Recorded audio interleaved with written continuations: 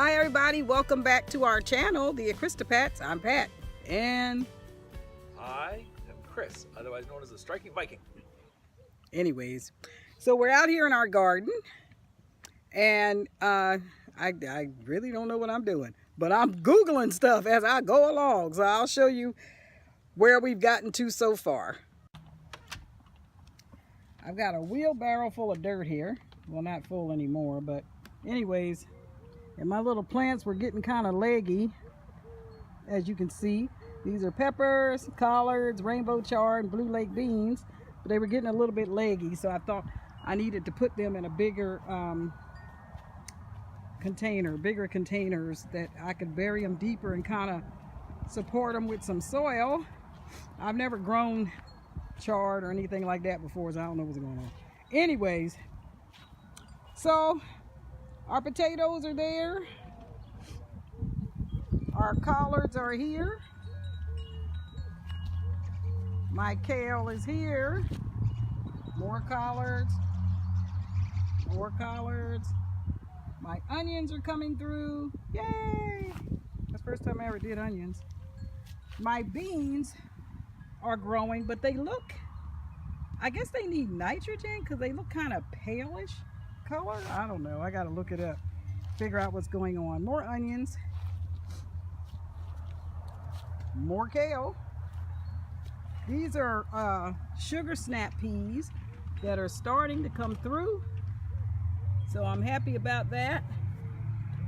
And these are tomatoes. Now these we didn't start from seeds, so we'll see what happens with this, but I do remember from growing tomatoes before that it's best not to have the leaves touching the soil, so I just pruned off some leaves that were bending under and touching the soil because they get diseased quickly. These are carrots that have not started to germinate yet. This is our bantam corn. So I remember from doing corn one time before that it needs a lot of nitrogen, and I kept fertilizing it with alfalfa grass. So that's what that is on top. That is Brussels sprouts, spinach, which I'm not really good at the whole spinach thing. More carrots, as I found room to stick them. More Brussels sprouts. And these are going to be French breakfast radishes. So now these here, I don't know, like I said, they were getting a little bit leggy, so I was concerned that they weren't going to make it. So these are serrano peppers, and that is Swiss chard, which that might not make it either. So we'll see what's going on. Anyhow, so I'm inside my little thing, and we put a shade cloth up on our chicken coop. The chickens are still inside, and I've got a picture that I will upload and show you how big they've gotten. But they're going to be coming out here. But our sun comes from this direction. It actually comes from behind me, and it lands over here because this is facing the west. And coming up on summer, the sun is going to be there for, oh God, I don't know, like 8 or 9 hours out of the day. So I was concerned about them getting overheated and not having a place of shade. So Mr. Viking just made this shade cloth out of ground cover, weed block. So we put that up. I've been doing a lot of Googling, y'all, let me tell you. And Mr. Viking is over here sifting alfalfa grass for me. And he keeps saying it's slow going, it's slow going. How's it going? Slow. So But I've got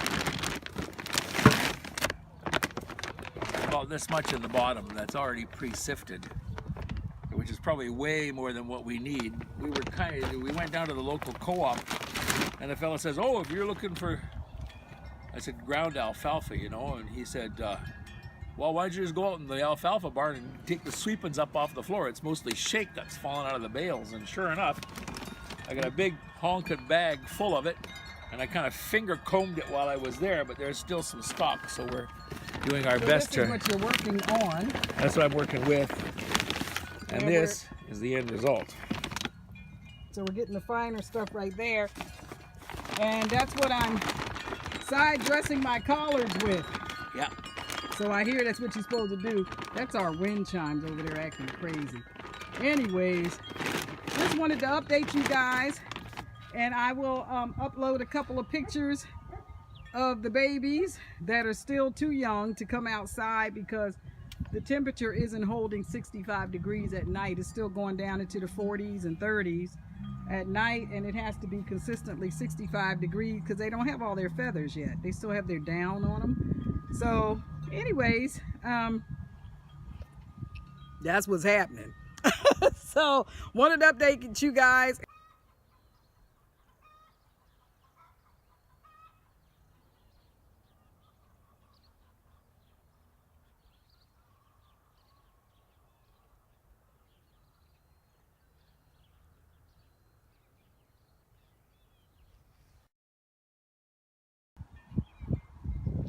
And this is the second project we've been working on.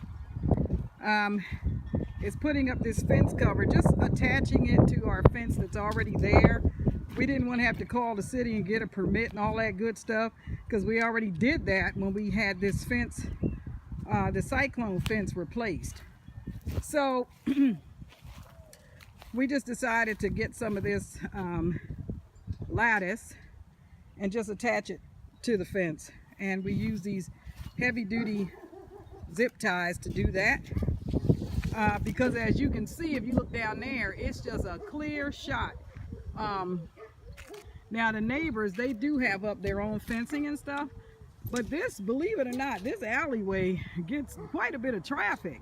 People walk their dogs and stuff in the summer and all that, and we just felt like we was just completely open to the public, and I don't like that. So I didn't do it for my neighbors. I did it because this is a high traffic alleyway. And I just wanted some privacy if we were sitting out here barbecuing or whatever. So we just got a little bit more to go. I don't know if I'm going to worry about that end right there because we really sit over here. And when you're coming through here, you can't see us sitting there. Not really. But I might cover it. I don't know. But we're going to go ahead and cover this. So Mr. Viking is measuring right now what we need for this fence, and we're going to finish that, and then that fence right there, because when you're driving by you can see it's a straight shot right back to my backyard. So we're going to cover that too, and that's the second project.